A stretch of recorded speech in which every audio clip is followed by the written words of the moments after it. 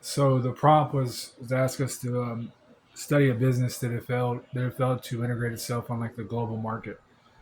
Um, I've lived in a few different countries and I've seen that when I lived in Germany, for instance, there wasn't Walmart yet. So that's something that stuck with me. I remember that Walmart wasn't there, and even as a kid, you know that it's one of the big places. So that's kind of something I did just a quick study on, or just kind of a quick look on. And so Walmart's tried to go into several markets, but the one I found the most interesting was when Walmart tried to go into Japan.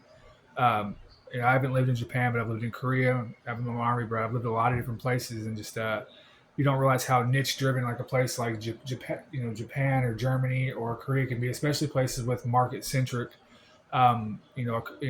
shopping economies. People go to the market for things. They go to fresh bakeries for things. So Walmart's expansion into international markets has been a failure in multiple countries for a variety of reasons. Something as simple as the marketing scheme of everyday low prices. It just doesn't translate well to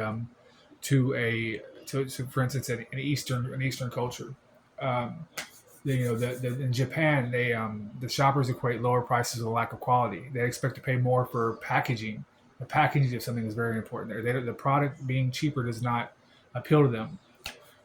Speaking of like the way they shop for their goods, the prevalent fresh market culture of seafood, they fail to recognize that, that there's a lot of specialty shops in Japan, and the way they perceive the value of shopping for fresh fish. They don't look at the Japanese don't look at um, the savings of the going to one spot for something as a value, as a perceived value. They prefer, their culture is just the treasure hunt of looking for something, right? So they don't mind to go to a lot of different places.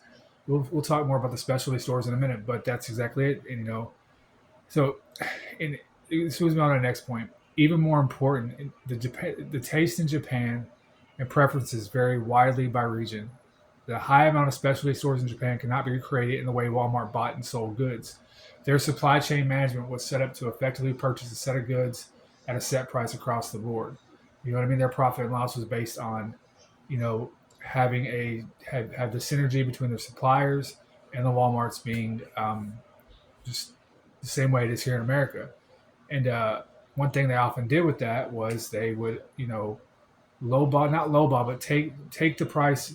They would pass the savings on to the consumer through being able to being so big that they could effectively bid down the producer, right? And in Japan, you can't do that because of the specialty markets, the niche markets, and just the way it's set up. So they had big problems in countries, on a country like Japan, just as my example, as trying to streamline the synergy of their supply chain and having the goods the customers wanted. They basically failed to zero in on the likes and dislikes of the Japanese consumer. Their marketing strategy, they swung and missed because it just didn't apply to that region or culture of people. They kind of went in and basically said, "We're Walmart. You're going to change the way you do things to the way we do things. You're going to adapt your culture to Walmart because we're so big and this is what we do." It was just kind of tone deaf.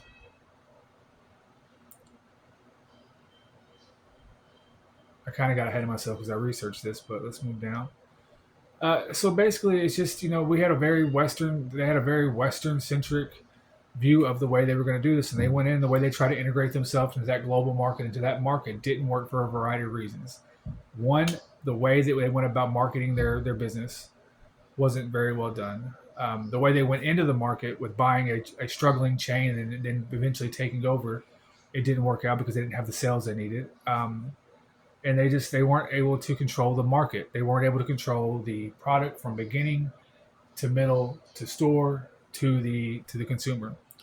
And the Japanese people just aren't used to buying in bulk either. So it just didn't work there. And from what I understand, it hasn't worked in a lot of different places. But it's like you were talking about in lecture number one. The way things are perceived from one place to the other. You have that graph, and it kind of goes up, throughout the layers, the layered onion peel graph. It's the way things are perceived and the marketing strategy it takes to attain the sales in those places. It just differs from place to place.